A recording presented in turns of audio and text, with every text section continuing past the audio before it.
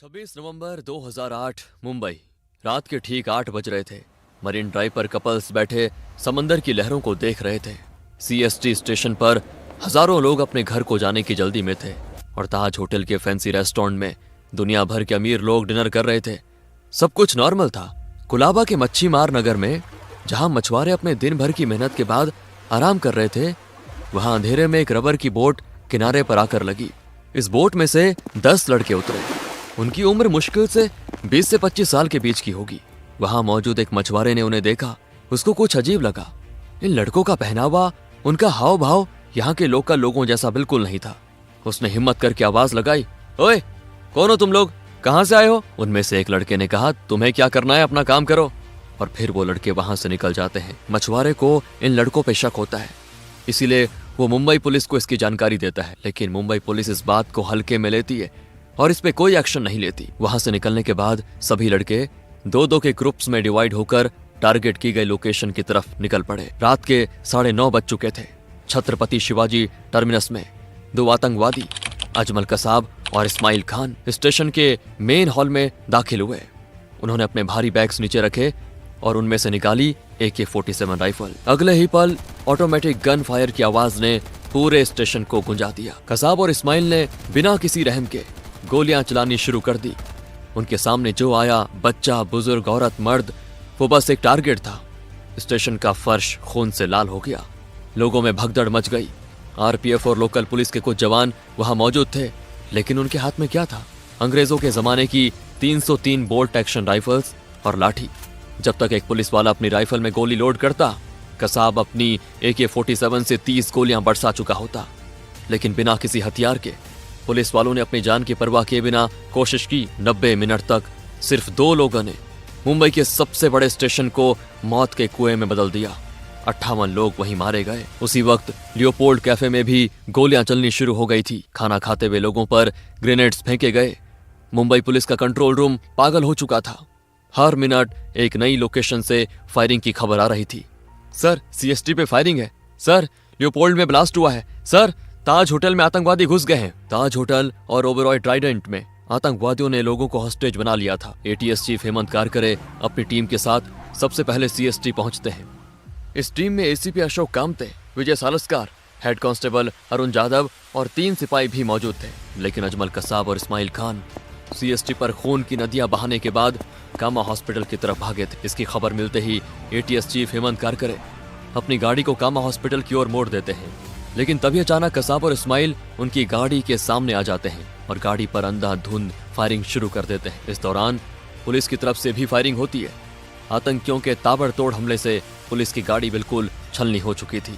जैसे ही पुलिस की तरफ से फायरिंग रुकती है, कसाब और इस्माइल गाड़ी की तरफ बढ़ते हैं, ये कंफर्म करने के लिए कि सब मर चुके हैं या नहीं। गाड़ी के अंदर मौजूद सभी पुलिस ऑफिसर्स शहीद हो चुके थे। इसके बाद आतंकी विजय सालस्कर, हेमंत कारकरे और अशोक कामते की बॉडीज को गाड़ी से नीचे उतार देते हैं। आतंकी पीछे की सीट पर बैठे पुलिस कर्मियों की डेड बॉडीज को भी बाहर निकालना चाहते थे, लेकिन पीछे का दरवाजा जाम हो चुका था, इसीलिए वो ऐसा नहीं कर पाते। उसके बाद आतंकी पुलिस की गाड़ी लेकर शहर में घूमने लग जाते हैं, फायरिंग करते हुए। हालांकि गोलीबारी की वजह से गाड़ी का टायर पंचर हो चुका था, जिसकी वजह से गाड़ी ज्यादा दूर नहीं पहुंची। दोनों आतंकी गाड़ी चेंज करने का सोचते हैं। तभी उन्हें सामने से एक स्कॉडा कार आती दिखती है। उस गाड़ी में एक फैमिली होती है। आतंकी उन्हें बाहर निकाल देते हैं और गाड़ी लेकर मालाबार हिल की तरफ जाते हैं। इसी बीच पुलिस की उस गाड़ी में पीछे की सीट पर बैठे हेड कांस्टेबल अरुण जाधव अभी भी जिंदा होते हैं। उन्हें सिर्फ कंधे पर गोली लगी थी और वो मरने का नाटक करते हुए आतंकियों के हर प्लान को सुन रहे होते हैं। जैसे ही आतंकी पुलिस की गाड़ी छोड़कर निकलते हैं, अरुण जाधव तुरंत पुलिस कंट्रोल रूम को आतंकियों की डायरेक्शन की अपडेट्स दे देते हैं। गिरगांव चौपट्टी पर एक नाकाबंदी लगाई गई थी। वहां खड़े थे असिस्टेंट सब इंस्पेक्टर तुकाराम उमले और उनकी टीम। उनके पास हैवी वेपन्स नहीं थे, बस लाठी और सर्विस रिवॉल्वर थी। जब वो स्कॉडा गाड़ी वहां पे आई तो पुलिस ने उसे घेर लिया और लगातार फायरिंग की। इस्माइल खान ड्राइवर की सीट पे मारा गया, लेकिन अजमल कसाब जो पैसेंजर सीट पर था वो जिंदा था। कसाब ने एक्टिंग की जैसे वो मर गया हो, लेकिन जैसे ही तुकाराम उमले उसके पास गए, कसाब ने अपनी AK-47 उठाई और फायरिंग शुरू कर दी। कसाब ने ट्रिगर दबा दिया और लगातार फायरिंग की। 1-2 नहीं, पूरी मैगजीन की गोलियां तुकाराम उमले के पेट और सीने में उतर गई। उनकी इस कोशिश ने बाकी पुलिस वालों को वो 5 सेकंड का वक्त दे दिया जो कसाब पर कूद पड़े और उसे जिंदा पकड़ ले। मुंबई शहर में डर का माहौल था। हर कोई अपने घर में बंद होकर टीवी स्क्रीन पे नजरें गड़ाए हुए बैठा था। लेकिन अब कहानी शिफ्ट होती है मुंबई से 1100 किलोमीटर दूर दिल्ली में। यहाँ एक अलग तरह की जंग चल रही थी। जब मुंबई जल रहा था तब सबसे बड़ा सवाल ये था, हमारी स्पेशल फोर्सेस कहाँ हैं? कहाँ है वो फोर्स जो ऐसे हालात के लिए बनी है? नेशनल सिक्योरिटी गार्ड यानी हमारे ब्लैक कैट्स। 2008 में एनएसजी का मेन बेस और इकलौता बेस मनेसार हरियाणा में था। जैसे ही मुंबई की खबर आई कि ये गैंग वॉर नहीं टेरर अटैक है, एनएसजी के कमांडर ने तुरंत एक्शन की तैयारियां शुरू कर दी। 51 स्पेशल एक्शन ग्रुप SAG, जो इंडिया की सबसे इलीट काउंटर टेरर यूनिट है, वो तैयार थी। लेकिन एक बहुत बड़ी प्रॉब्लम, उन्हें मुंबई ले जाने के लिए कोई हवाई जहाज, कोई डेडिकेटेड एयरक्राफ्ट मौजूद नहीं था। एनएसजी को एविएशन रिसर्च सेंटर और इंडियन एयरफोर्स पे डिपेंड रहना पड़ता था। उस रात किस्मत भी दुश्मन के साथ थी। जो IL-76 हैवी ट्रांसपोर्ट प्लेन उनको ले जाने वाला था वो दिल्ली में नहीं बल्कि चंडीगढ़ में खड़ा था। वहां मुंबई में हर सेकंड किसी बेगुनाह की जान जा रही थी और यहाँ फाइल्स और अप्रूवल्स का खेल चल रहा था। एनएसजी के चीफ बार बार फोन मिला रहे थे। उनकी आवाज में फ्रस्ट्रेशन साफ था। हमें अभी एयरक्राफ्ट चाहिए, मेरे लड़के तैयार खड़े हैं, हम सड़क के रास्ते मुंबई नहीं जा सकते। लेकिन सिस्टम तो सिस्टम है। प्लेन को दिल्ली आने में वक्त लगा, रिफ्यूलिंग में वक्त लगा। आखिरकार जब प्लेन ने दिल्ली से उड़ान भरी तब तक काफी देर हो चुकी थी और जब वो सुबह मुंबई एयरपोर्ट पर उतरे तो मुसीबत वहां भी खत्म नहीं हुई। एयरपोर्ट पर उनको ले जाने के लिए कोई स्पेशल व्हीकल्स तैयार नहीं थे। Best of the best commandos जो दुनिया के सबसे खतरनाक आतंकवादियों से लड़ने के लिए आए थे, उन्हें बेस्ट की लोकल बसेस में बैठकर अटैक साइट्स तक जाना पड़ा। करीब 10 घंटे, जी हाँ, पहली गोली चलने से लेकर एनएसजी के पहले बूट के ताज होटल के बाहर पड़ने तक 10 घंटे से ज्यादा बीत चुके थे। इन 10 घंटों में आतंकवादियों ने आराम नहीं किया था। उन्होंने ताज और ओबेरॉय को अपने किले में बदल दिया था। उन्होंने कॉरिडोर्स में RDX लगा दिए ताकि जो भी अंदर आए वो उड़ जाए। ताज होटल में आतंकवादियों ने होटल की कारपेट्स, पर्दों और फर्नीचर में आग लगा दी थी। एनएसजी के आने से पहले इंडियन नेवी के मार्कोस मरीन कमांडोज ने वहां होल्ड किया हुआ था। उन्होंने अपनी जान पर खेलकर 300 से ज्यादा मेहमानों को रेस्क्यू किया। उनका काम था आतंकवादियों को इंगेज रखना ताकि वो भाग न सके। अब बारी थी एनएसजी की। ऑपरेशन का नाम रखा गया Operation Black Tornado. Major Sandeep Unnikrishnan 51 SAG के टीम कमांडर अपनी टीम को लीड कर रहे थे। मेजर संदीप की टीम जब 6th फ्लोर पर पहुंची तो अचानक अंधेरे में से गोलियों की बौछार आई। एक टेररिस्ट ने सीढ़ियों चढ़ते हुए उनके साथी कमांडो सुनील कुमार जोधा पर गोली चला दी। सुनील गिर पड़े, बुरी तरह जख्मी। उन्हें बचाने के लिए मेजर संदीप ने आगे बढ़कर फायरिंग की और आतंकवादियों को पिन डाउन कर दिया। सुनील को नीचे लेकर आ जाओ, कवर फायर मैं दूंगा, मेजर ने चिल्लाकर कहा। उनकी टीम ने जख्मी साथी को वहां से बाहर निकाला। अब मेजर संदीप अकेले थे।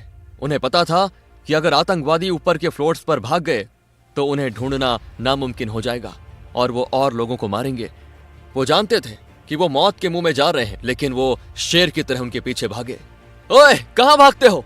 मेजर संदीप ने ललकारा। एक मोड़ पर आतंकवादियों ने घात लगाया हुआ था। 4 आतंकवादियों ने एक साथ उन पर फायर किया। मेजर संदीप के बाजू में गोली लगी, खून बहने लगा, लेकिन वो रुके नहीं। वो लड़ते रहे, आगे बढ़ते रहे, फायरिंग करते रहे। जब उन्हें लगा कि अब उनका बचना नामुमकिन है तो उन्होंने अपनी टीम को रेडियो पर आखिरी मैसेज दिया, don't come up, I will handle them. वो चाहते तो पीछे हट सकते थे, रीइंफोर्समेंट का इंतजार कर सकते थे, लेकिन उन्हें पता चल गया था कि अगर उनके साथी ऊपर आए तो वो भी एम्बुश में फंस जाएंगे। मेजर संदीप उन्नीकृष्णन ने अपनी आखिरी सांसों तक उन दरिंदों को वहीं पे रोक के रखा और शहादत प्राप्त की। उनकी कुर्बानी ने उन आतंकवादियों को वहीं फंसा दिया, जिससे बाकी टीम को उन्हें घेरने का मौका मिल गया। आतंकवादी लिफ्ट शाफ्ट्स और सर्विस स्टेयर्स का इस्तेमाल करके अपनी लोकेशन बदल रहे थे। ताज के साथ साथ ओबेरॉय ट्राइडेंट में भी यही हाल था, लेकिन वहां सिचुएशन थोड़ी अलग। वहां 2 आतंकवादियों ने 18वें फ्लोर के रूम 1856 को अपना बंकर बना लिया था। कमांडोज कमरे के अंदर घुस जाते हैं तो वहीं होटल के सामने एयर इंडिया के बिल्डिंग के 11वें फ्लोर पर स्नाइपर्स को तैनात किया जाता है। जिस कमरे में आतंकी मौजूद थे उसकी खिड़की पर स्नाइपर्स की तरफ से कई राउंड्स फायर किए गए, जिसमें एक आतंकी ढेर हो जाता है। वहीं कुछ ही देर में कमांडोज दूसरे आतंकी को भी मार गिराते हैं। इस तरह 28 नवंबर की दोपहर 3 बजे तक ओबेरॉय से 143 हॉस्टेजेस को जिंदा बचाया गया। लेकिन असली चैलेंज अभी बाकी था। नरीमन हाउस जहां जूइश कम्युनिटी का सेंटर था, वो कोलाबा के एक बेहद ही तंग और कंजेस्टेड गली में स्थित था। बिल्डिंग के चारों तरफ मकान ही मकान थे। टेररिस्ट्स ने नीचे की सीढ़ियां बॉम्ब से उड़ा दी ताकि कोई ऊपर ना आ सके। वो बिल्डिंग के टॉप फ्लोर्स पर बैठे थे और नीचे आने वाले हर रास्ते पर उनकी नजर थी। जमीन से हमला करना मतलब मौत को दावत देना था। एनएसजी ने फैसला किया, अगर जमीन से नहीं जा सकते तो आसमान से जाएंगे। 28 नवंबर की सुबह पूरी दुनिया ने टीवी पर वो मंजर देखा जो हॉलीवुड मूवीज में दिखता है। एक भारी भरकम MI-17 हेलीकॉप्टर नरीमन हाउस की छत के ठीक ऊपर मंडरा रहा था। हेलीकॉप्टर इतने नीचे था कि लग रहा था बिल्डिंग से टकरा जाएगा। रस्सियां नीचे फेंक दी गई और उन रस्सियों से सरकते हुए एनएसजी के कमांडोज छत पर उतरे। ये रिस्की ऑपरेशन था। इसमें एक छोटी सी गलती और हेलीकॉप्टर क्रैश हो सकता था या कमांडो नीचे गिरकर मर सकता था। लेकिन हमारे जवान मक्खन की तरह नीचे उतरे। इस ऑपरेशन को लीड कर रहे थे हवलदार गजेंद्र सिंह बिश। इसी बीच मीडिया कमांडोज के हर एक्शन को लाइव टेलीकास्ट करते हैं। रिपोर्टर्स चिल्ला चिल्ला के लाइव दिखा रहे थे, देखिए एनएसजी कमांडोज हेलीकॉप्टर से उतर रहे हैं। कमांडोज अब दूसरे फ्लोर पर हैं। कराची में बैठा हैंडलर ये सब देख रहा था और तुरंत फोन कर आतंकवादियों को बता रहा था, देखो छत पे नजर रखो, वो हेलीकॉप्टर से उतर रहे हैं, पोजीशन ले लो। इसीलिए जैसे ही कमांडोज छत से अंदर घुसे, आतंकवादियों ने उन पर ग्रेनेड्स और गोलियां बरसा दी। हवलदार गजेंद्र को कई गोलियां लगी, वो पीछे नहीं हटे। उन्होंने अपनी पोजीशन होल्ड की, रिटर्न फायर किया और अपनी टीम के लिए रास्ता बनाया।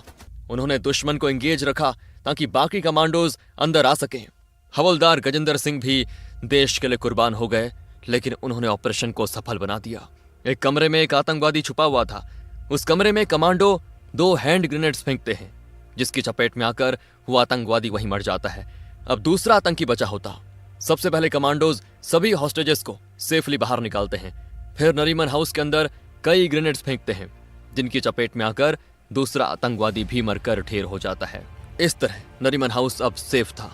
लेकिन ताज होटल में अभी भी लड़ाई जारी थी। मेजर संदीप के शहीद होने से निराश NSG chief JK Dutt commandos में दोबारा जोश भरते हैं। इसके बाद कमांडोज आतंकियों की खोज में होटल के चप्पे चप्पे को छान मारते हैं। तभी उन्हें ताज होटल के एक रेस्टोरेंट से गोलियों की आवाज सुनाई देती है। कमांडोज तुरंत उस रेस्टोरेंट की तरफ कई हैंड ग्रेनेड्स फेंक देते हैं और जान बचाने के लिए आतंकी जैसे ही सीढ़ियों की तरफ भागने लगते हैं, तभी कमांडोज चारों आतंकियों को गोलियों से छलनी कर देते हैं। इस तरह ताज होटल भी पूरी तरह सिक्योर हो जाता है। 10 में से 9 आतंकी मारे जा चुके थे और एक आतंकी अजमल कसाब जिंदा पकड़ा जा चुका था। वहीं इंटेलिजेंस ने एक कॉल इंटरसेप्ट किया। उस कॉल में जब ताज में आतंकवादियों ने पूछा कि हॉस्टेजेस का क्या करना है, तो हैंडलर ने कहा, अगर तुम्हें खतरा महसूस हो तो हॉस्टेजेस को बोझ मत उठाओ, उन्हें मार डालो। हमें दुनिया को दिखाना है कि हम क्या कर सकते हैं। हैंडलर्स का क्लियर ऑर्डर था, मारो और मरो।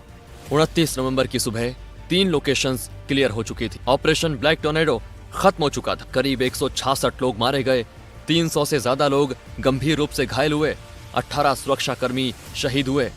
लेकिन एनएसजी ने 600 से ज्यादा लोगों को बचा लिया था। इस हमले ने पूरे इंडिया को हिला के रख दिया। जनता इस हमले के लिए पाकिस्तान से बदला लेने की मांग करते हुए भारतीय सरकार से अपील करती है। प्रधानमंत्री मनमोहन सिंह पाकिस्तान के खिलाफ एक्शन लेने के लिए भारतीय सेना के अध्यक्षों के साथ लगातार मीटिंग्स करते हैं, लेकिन अंत में कोई भी मिलिट्री ऑपरेशन ना करने का फैसला लिया जाता है। इस हमले के बाद कई बदलाव किए गए। पहला, एनएसजी का स्ट्रक्चर बदला गया। पहले सारे कमांडोज दिल्ली में थे, जिसके कारण वो 10 घंटे का डिले हुआ। अब मुंबई, चेन्नई, कोलकाता और हैदराबाद में एनएसजी के रीजनल हब्स बनाए गए। आज अगर कहीं हमला होता है तो एनएसजी कुछ ही मिनट्स में वहां पहुंच सकती है। दूसरा, महाराष्ट्र ने अपनी खुद की एलीट फोर्स बनाई, फोर्स 1। ये यूनिट एनएसजी की तरह ट्रेंड है। तीसरा, नेशनल इन्वेस्टिगेशन एजेंसी NIA का गठन हुआ। पहले टेरर केसेस में स्टेट्स आपस में लड़ते थे जुरिडिक्शंस के लिए। अब NIA के पास पावर है कि वो किसी भी टेरर केस को टेक ओवर कर सकती है बिना स्टेट की परमिशन के। और सबसे बड़ी बात, कोस्टल सिक्योरिटी को मजबूत किया गया। आज नेवी, कोस्ट गार्ड और मरीन पुलिस मिलकर एक 3 टियर सिक्योरिटी ग्रिड बनाते हैं। इसके अलावा आतंकी अजमल कसाब पर कई सालों तक ट्रायल चलता रहा, जिसके दौरान पाकिस्तान के लक्ष्य तैयबा और इस अटैक से जुड़े कई राजों का खुलासा होता है। इस दौरान अजमल कसाब अपनी जान की भीख मांगता रहा, लेकिन इस अटैक के survivor head constable Arun Jadhav की गवाही के चलते 21 नवंबर 2012 को पुणे जेल में कसाब को फांसी दे दी जाती है। दोस्तों, अगर ये वीडियो आपको पसंद आया हो तो लाइक करें। ऐसे ही वीडियोस हर हफ्ते लाते रहेंगे। तब तक के लिए जय हिंद, जय भारत।